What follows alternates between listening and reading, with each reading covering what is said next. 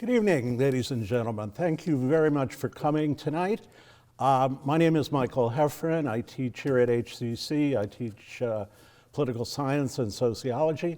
And tonight we're going to be talking, my topic is called What's Going On?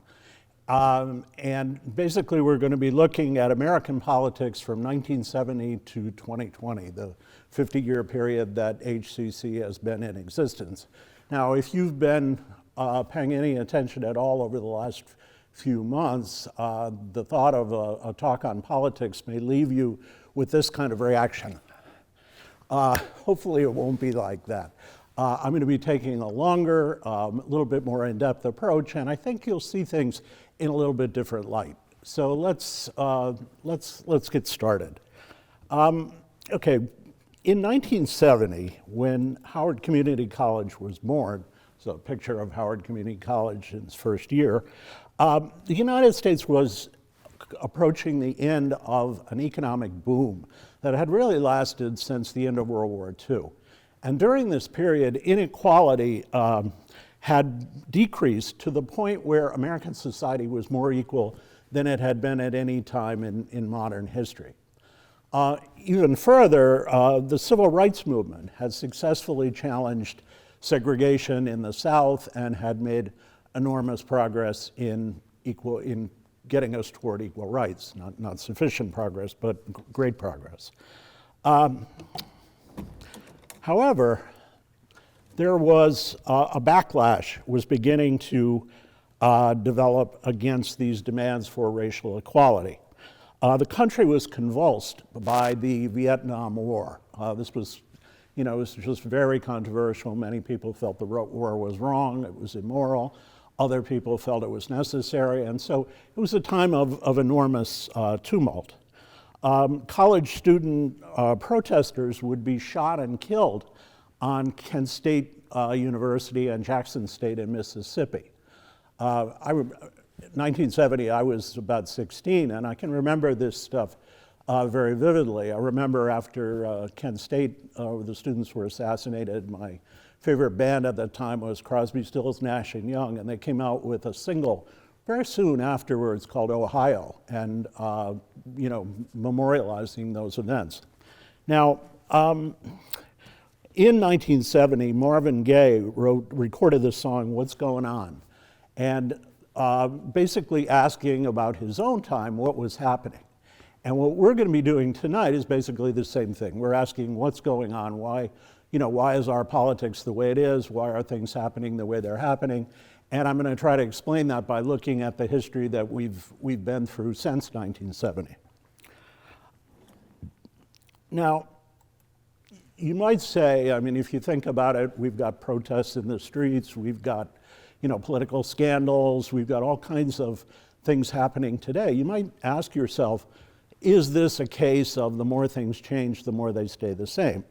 And I would say no. I think there are continuities, but I would argue that that really things are unique right now. And again, to refer to a song from that time, there's a song lyric, a particular song, what a long, strange trip it's been. And I think anybody who's been alive for these years would agree it has been a long, strange trip.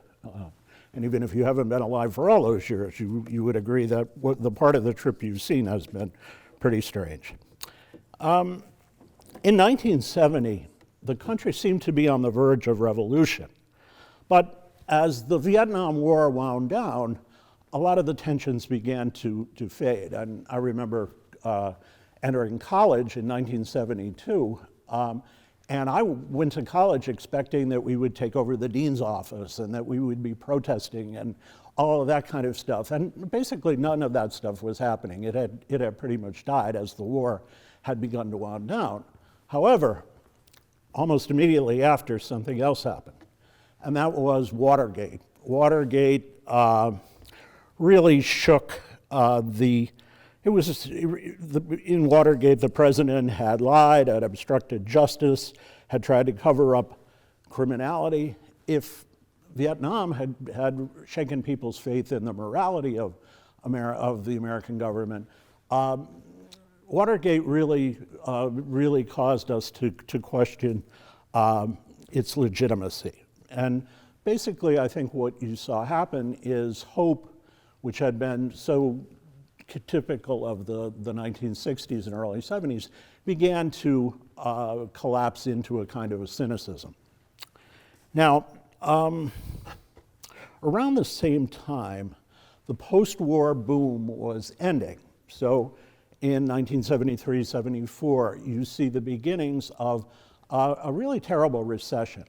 You see inflation really becoming a problem. The inflation was caused partly by the war and partly by the Arab oil embargo, which happened again after the 1973 war in the Middle East.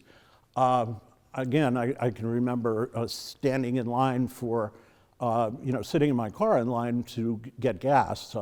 At the time, there was gas rationing where people with a license number ending in an even number would go on Monday, Wednesdays, and Fridays, and on an odd number would go Tuesdays, Thursdays, and Saturdays to buy gas.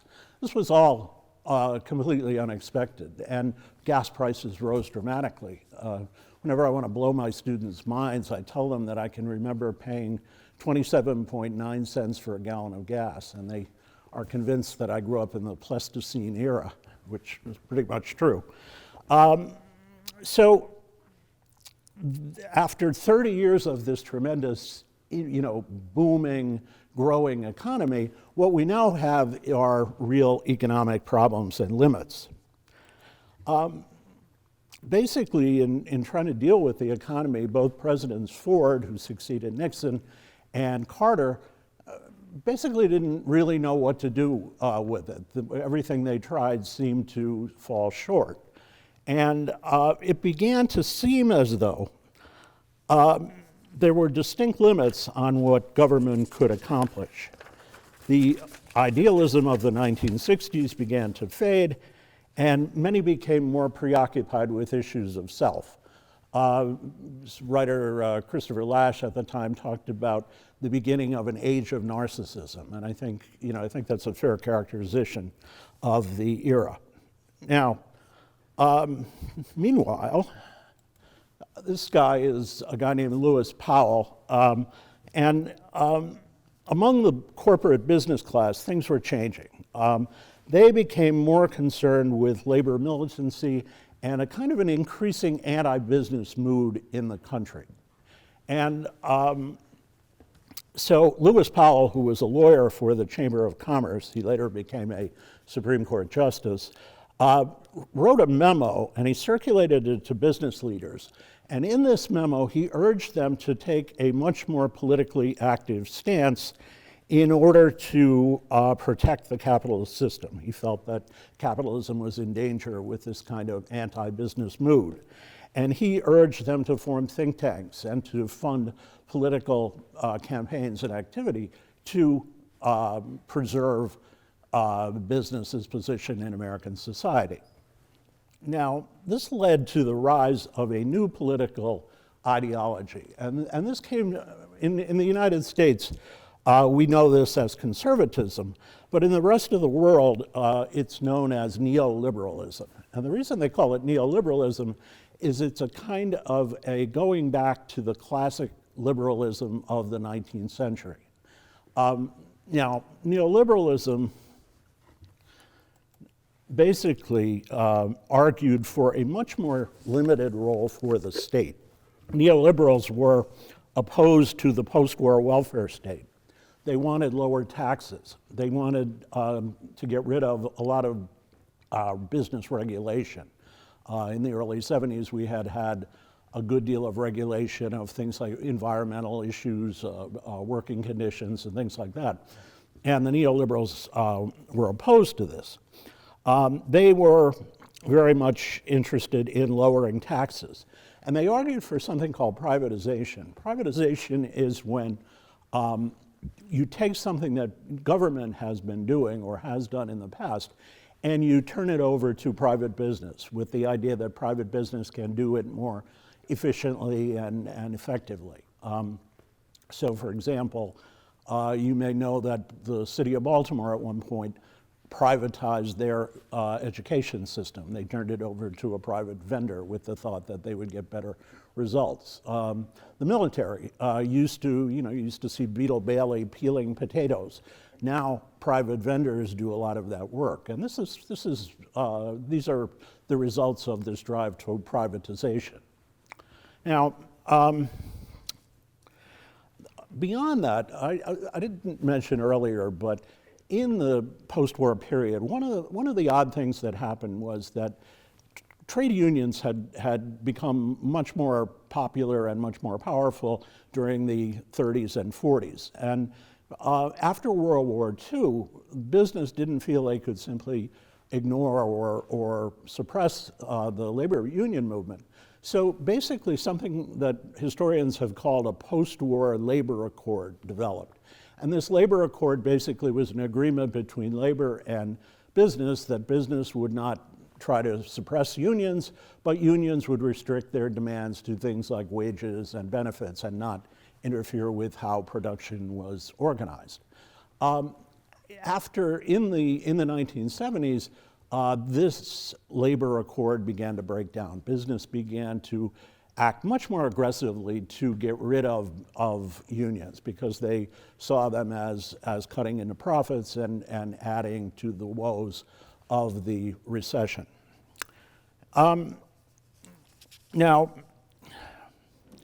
in 1980, this new ideology found its champion. And the champion, of course, was Ronald Reagan. Ronald Reagan was elected in 1980, and he immediately launched a neoliberal program. He blamed the crisis on the cost and inefficiency of government. And so his answer was to basically have a program of deep tax cuts, cuts to government social spending, and sharp cuts to government regulations. Further, in smashing the Air Traffic Controllers Union, they were called PATCO, and they were a union that actually supported Reagan in his 1980 campaign, but they were demanding high wages, and he ended up basically making the union illegal and smashing it. And in doing so, he communicated the message to business in general that it was okay for them to attack the labor movement. And so this became another aspect of neoliberalism. Now, if you look at the impact of neoliberalism, for some people, for example, for the upper parts of the stratification system, the tax cuts and spending cuts transferred money from the poorer people to upwards in the stratification system. Unions were weaker, which meant that there were lower wages and benefit costs. Regulations were eliminated, which increased profits. So for many people, this neoliberalism worked and worked well. It caused the economy to perk up and the stock market and things like that. However, for others, this was not such a good picture. Inequality began to increase dramatically. I mean, I mentioned earlier that through the period of the 70s, inequality had really shrunk in the United States. And we were certainly not an equal society, but we were more equal than we had been in modern history. Now that gap began to increase, and it's unfortunately still increasing. I would say a direct consequence of neoliberalism. Also, the plight of the poor became worse. And probably the most dramatic change was that high-paying blue-collar jobs, the kind of jobs that you could get right out of high school without a lot of special education and still make a decent living, began to disappear. And this still has repercussions today. Now, another aspect of this was globalization. Globalization was aided by neoliberalism and in turn reinforced and pushed neoliberalism itself. Basically, there were changes in the world economy. Corporations began to shift production to lower wage countries. There was more international competition, international trade began to increase, and this led, unfortunately, to a wave of deindustrialization in the United States. So a lot of the factories that had made things in the United States, those things could be made more cheaply in some developing country, and so you began to see a shift of production out of the United States, which meant the jobs that went with that production disappeared. And even in some ways worse was that the communities that depended on these factories began to really suffer. You think about a factory in a particular city, and you think, well, a lot of people work in the factory, but not everybody works in the factory. But if you think about it, the stores depend on the wages that the factory workers have to buy their goods. The community organizations need the funds from from charitable donations and so forth. And all of this stuff kind of dries up, and you end up with really broken communities. And I think, again, we're still dealing with the results of this. Now, neoliberalism came to dominate American politics. I mean, Ronald Reagan won election in 1980. He won re-election in 1984. His vice president, George H.W. Bush, won in 1988. And many people wondered if the Democratic Party would ever win another election. Cold War or New Deal liberalism seemed out of date, old-fashioned, unable to deal with the problems of the day. But the problem remained that neoliberalism, for whatever its virtues, was a somewhat harsh regime, and a lot of people suffered for it. So there was still a need for some kind of reform politics. And the answer came with something called the Third Way. The Third Way originated with basically Bill Clinton. Bill Clinton was a member of a group known as the Democratic Leadership Conference. This was a group of mostly Southern politicians who, in the 80s, began to realize that the Democratic Party was turning into a minority party. The Democrats were not winning a large percentage of men. They were not winning a large percentage of whites. They were not winning very many middle-class people or suburbanites and so forth. So they began to argue, and particularly they were losing the South. They began to argue that the Democrats should change their approach. They should become more pro-business, more pro-military. They should take a harder line toward crime and be more sympathetic to middle class and those kinds of interests. And this came to be known as the Third Way. Later became popular in other places. Tony Blair in Great Britain adopted a similar program and really became popular all over the world. Now, Clinton's election in 1992 made the Third Way the dominant idea in the Democratic Party. And basically, if you look at all of the Democratic candidates who followed Clinton, basically all of them, to one degree or another, have espoused a kind of a Third Way philosophy. Thinking about Al Gore, Barack Obama even, Joe Biden, all of them are very, very strongly affected by that Third Way approach. Now, by the year 2000, most Republicans fit into the neoliberal camp, and most Democrats really were Third Way advocates. Now, this had several implications. In some ways, and this is weird, this is a little bit hard to get your mind around just because it's kind of anomalous. But on the one hand, the differences between the parties really began to shrink. The Republicans were espousing this neoliberalism. The Democrats were espousing this Third Way, which was kind of like neoliberalism light. It was kind of accepting a lot of neoliberalism, but adding some elements of reform and more concern for some of the negative aspects of this. But those kinds of significant structural differences between the parties were shrinking. But at the same time, the parties, the antagonism between the two parties, what we today call political polarization, was increasing. And I think a lot of this was because in order to compete, the parties began to put more emphasis on basically social issues, things like abortion, gay rights, minority rights. And so antagonism based on party began to increase. I found a really interesting statistic recently that I have a tough time getting my mind around. But back in the 60s, the big question was, how would you feel about your son or daughter marrying someone of the same race? Today, the question is, how would you feel about your son or daughter marrying someone from the other political party? And it's interesting to me that political differences have become so pointed. Now, 9/11 changed things somewhat, and obviously. The United States got caught up in wars in Afghanistan and Iraq. Civil liberties were endangered, which definitely was a big concern of mine at the time. Immigrants began to seem more threatening, and there was a rising anti-immigrant feeling in the country.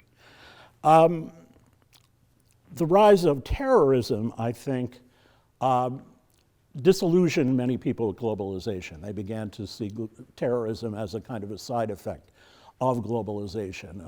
Bin Laden basically was a kind of a new type of threat that emerged from globalization.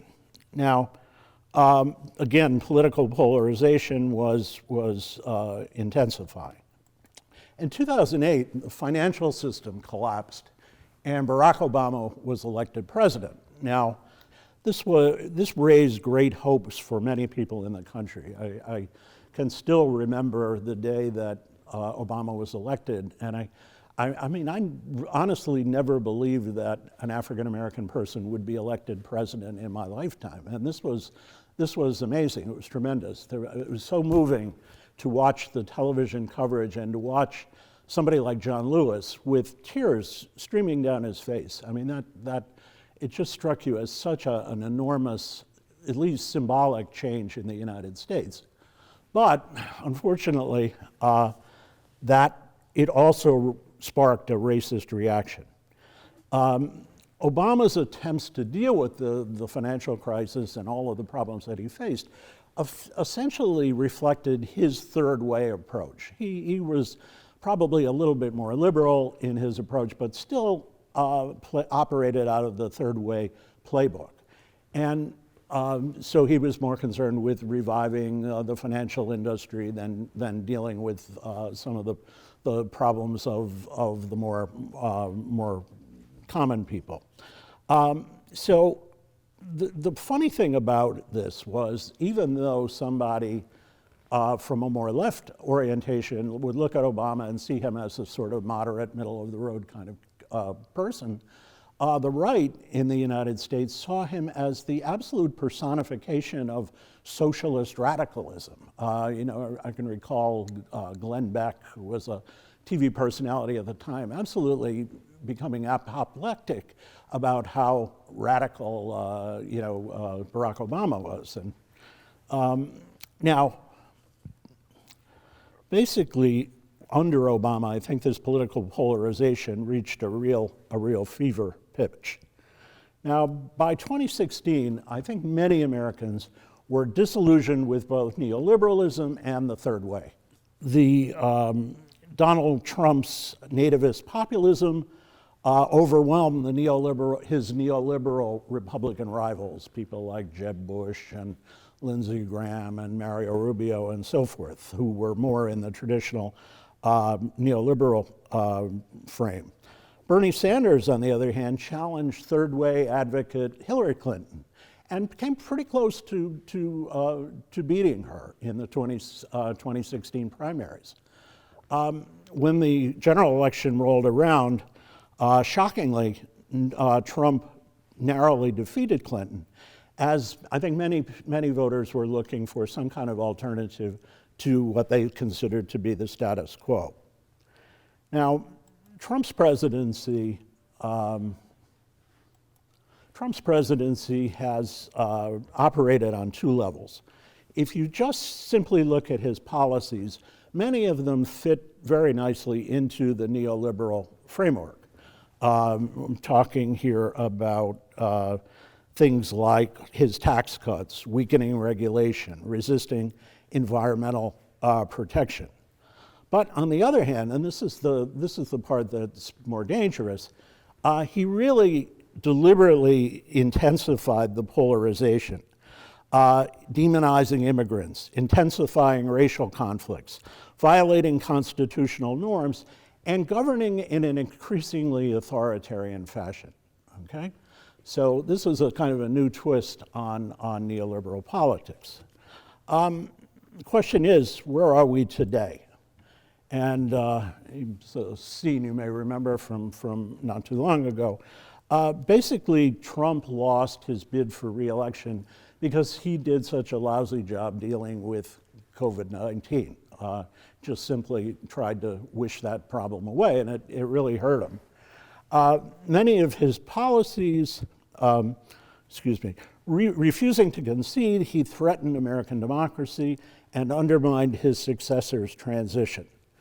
Many of he had 74 million people voted for him. Many of those 74 million people think that the election, even to this day, think the election was a steal and see it as illegitimate. So this is a really bad when half the country does not accept the legitimacy of the election. So President Biden is going to be facing some major challenges. However, there is hope. People are beginning to recognize that globalization and neoliberal politics left too many people behind. We're beginning to realize that we need a more inclusive economy, an economy that includes everybody, that doesn't just work for some well-educated people. Secondly, I think we recognize, and I think this is really important, this is something that I've thought about an awful lot. I think we realize that the Constitution, which we revere, rests on norms that are too easily flouted. I mean, we've been lucky up to this point in that most of our presidents have respected the norms on which the Constitution operates. That has not been the case with our last president. Recognizing that, and also I think we have to recognize that democracy is more fragile than we thought it was. I know certainly me. I'm on the old side. My students would consider me extremely old, but I've been around, right? And in my life, I never, and I'm pretty critical of the United States and American politics and so forth, but I never in my life doubted American democracy. I just assumed that it would always operate. And what we've seen really in the last few months is we came pretty darn close to losing that. And it makes you realize it's a lot more fragile than maybe we were seeing.